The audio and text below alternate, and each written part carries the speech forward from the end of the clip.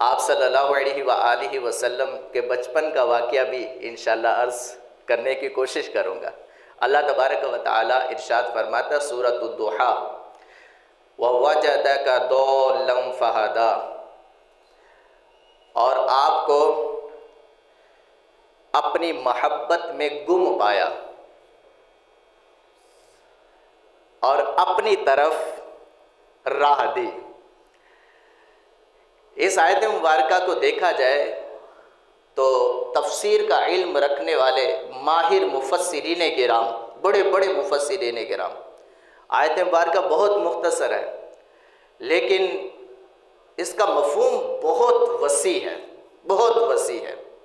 کئیوں نے تو اس آیت مبارکہ کے اندر اس کا ترجمہ کرتے ہوئے بہت زیادہ غلطیاں بھی کی ہیں، غلطیاں کرنے والوں نے۔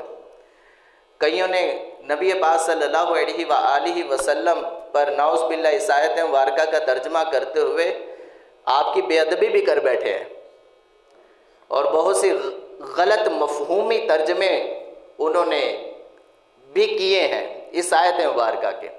یہ جو ترجمہ میں نے آپ کے سامنے بیان کیا ہے یہ عاشق رسول کا ترجمہ ہے، اور اس نے آپ کو اپنی رحمت میں گم پایا اور اپنی طرف راہ دی، اپنی رحمت میں گم پایا۔ ورنہ کرنے والوں نے یہ کیا کہ آپ صلی اللہ علیہ وآلہ وسلم کو نعوذ باللہ اللہ نے گمراہ پایا۔ اب رسول اللہ کی ذات مبارکہ جن کے صدقے میں ہدایت ملے اور جن کے ذریعے سے ایمان والوں کو راہ ہدایت نصیب ہو، بے ایمانوں کو ایمان کی دولت نصیب ہو، وہ کیسے گمراہ ہو سکتے ہیں؟ یہ سوال ہی پیدا نہیں ہوتا کہ وہ ذات مبارکہ گمراہ ہو جائے۔ اگر وہ خود گمراہ ہو گئے تو دوسروں کو کیا راہ دکھائیں؟ تو ترجمہ کرتے ہوئے اس آیت مبارکہ کو بیان کرتے ہوئے ویسے ہی اگر اس طرح کا ترجمہ کیا جائے تو ویسے ہی دل چاہتا ہی نہیں ہے بات کرنے کو، یہ ترجمہ کرنے کو ہی دل نہیں چاہتا۔ بہرحال اپنی اس گفتگو کو کلوز کر مختصر اپنے موضوع کی طرف آتا ہوں۔ اللہ تبارک و تعالیٰ نے اپنی رحمت میں آپ صلی اللہ علیہ وآلہ وسلم کو وارفتہ اور گم پایا اور اپنی طرف راہ دی۔ وَوَجَدَكَ ضَالًّا فَہَدَىٰ۔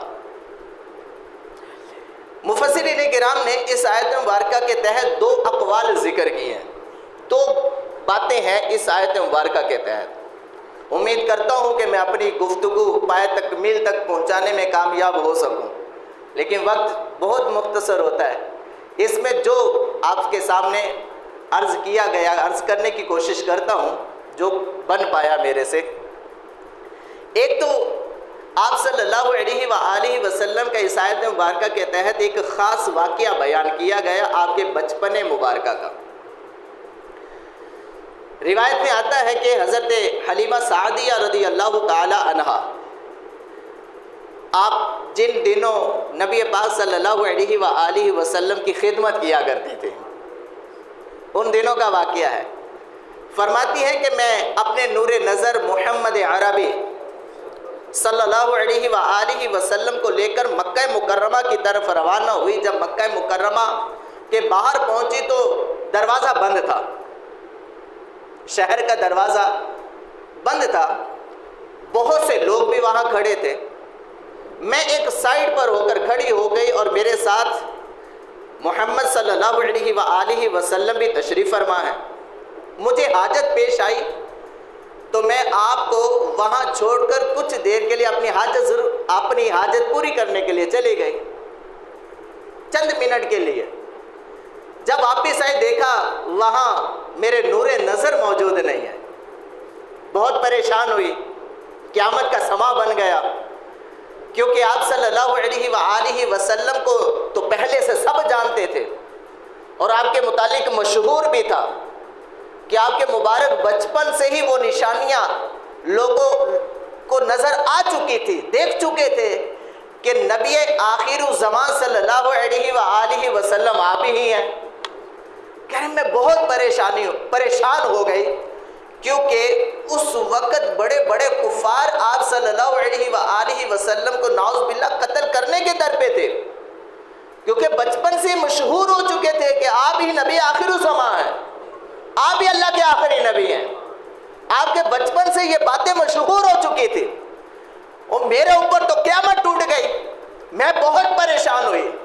پریشانی کے عالم میں تھک ہار کر بہت سے لوگوں سے پوچھنے کے بعد میں اپنا سر پکڑ کر دونوں ہاتھوں سے بیٹھ گئی۔ ایک بوڑھا شخص آیا، اس نے کہا حلیمہ کیا ہوا؟